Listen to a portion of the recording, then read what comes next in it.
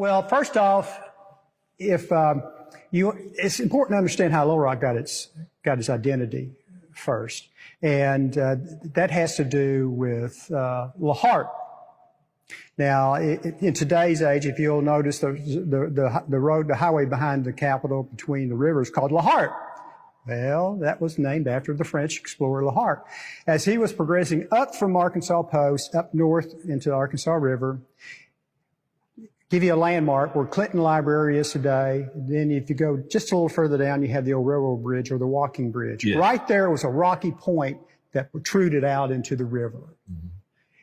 And just imagine you're traveling up with Lahart and you say, Captain Lahart, where are we at?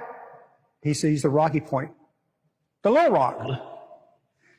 It was a navigational point. It was a reference point. It was a marker to allow them to navigate, know where they were at.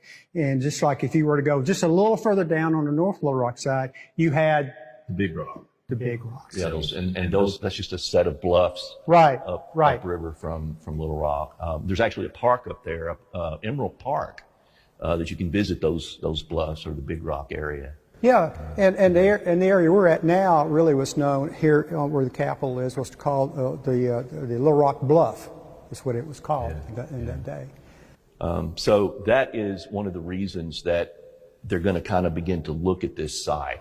They're looking for a place that's going to get them out of the malaria. They're looking for a place that's going to get them out of the yellow fever, which was a constant hazard at the old capital of Arkansas Post.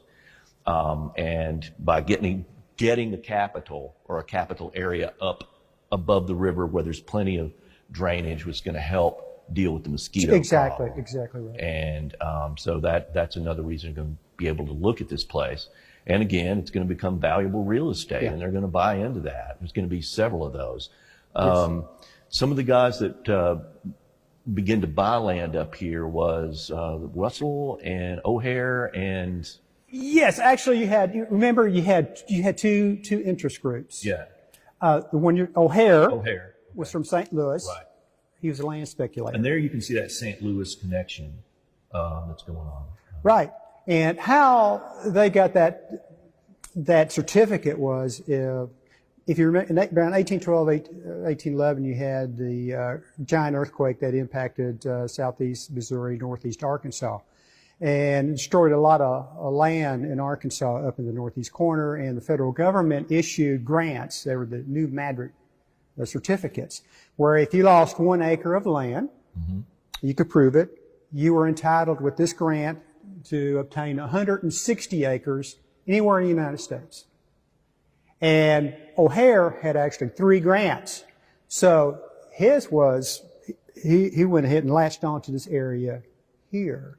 Second piece of this puzzle, countering the St. Louis speculators, was William Russell. Oh, yeah, William Russell, actually, on the site where the old state capitol is today, William Lewis was a hunter and a trapper. He actually settled this particular Little Rock Bluff area. Now, that was in 1812. Now, about 1815, 1816, he sold his title to the land for $10 to an Elijah White. Okay, now Russell bought what he thought was the entitlement from Elijah White's daughter.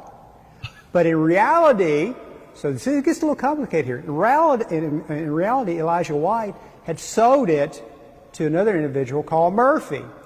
Well, so Russell thinks he's got the title to it, but he really doesn't. So he's conflicting now with the O'Hare group. So what Russell goes, he tries to work with the O'Hare, and they said no, they kick him off. So he goes to Murphy and offers Murphy like $2,000 for a share of that entitlement, which he gets. Well, during that time, so you got 2 competing for the same land. Well, Russell Group, as you well know, they start building cabins. They begin to build cabins on the land claimed by Russell. Yeah. So anyway, Russell then gets a Superior Court ruling that says, well, you do have title to that land. So now this creates the big hurrah between the new Madrid group and the Russell group. And I'm going to let you tell the story about what happens about moving Little Rock, the cabins, is an interesting story that only happened here in Arkansas, but you tell it so well. Tell what happened after O'Hare finds out that he doesn't have or owns this land. Well, the O'Hare forces, if you will, here in Little Rock, that took. I mean, when this thing broke loose, it actually the people in this particular area of what will become Little Rock, essentially, they're going to split too. Mm-hmm. Some are going to say, "Well, we support this person," and others will say, "Well, we support this person." When the O'Hare group, kind of comes out with their decision, Little Rock is actually located on Russell land. Right. Okay. And so what they're going to do is they're going to kind of band together, a couple of days ahead of this event that I'm going to talk about. And they're going to lay these plans. And the day of this event, what they're going to do is they're going to go to a local tavern and get liquored up. And they're going to dress in costumes, and they're going to put on masks, and they're going to grab every team of oxen that they can get their hands on, draft horses, and they're going to go over to Russell's side of his land where these cabins and essentially the city of Little Rock is built. And so you have this drunken revelry, a huge drunken group that crosses over on to Russell's land. They set fire to a couple of buildings, but they also bring flatbed wagons, and they're going to begin to take jacks, and they're going to jack up every building that is Little Rock at that time. About what year would this be? This is around like 1820. This was even before the politicians selected. Yeah. So you can see what's happening behind the scenes. Yeah, because here. we're not even a capital city yet. And so they take these flatbed wagons over there and they jack up these buildings, and they actually built bonfires so they could see what they were doing in the middle of the night. And they jack the buildings up. They slide these flatbed wagons underneath them.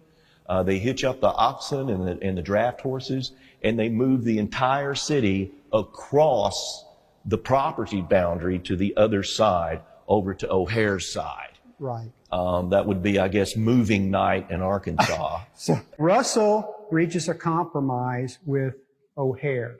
They reach a compromise, a financial compromise, and in that, Crittenden with Russell, Ashley with O'Hare agreed with everyone else that they would both support the claims of both, so that you could establish the city of Little Rock. Now, the thing to remember, though, for all this, Little Rock did not exist as a city when all this was going on. There were maybe about 3 or 4 cabins on site here. There was no roads, there was no infrastructure, none of that. All this was happening before this was an actual city. And it was developed then from that point afterwards. At that time, then, there was the territorial legislature in Arkansas Post went and voted to see if it was going to be either the other city they were interested in was Cadron, right around Conway was a small settlement, or Little Rock. They selected Little Rock.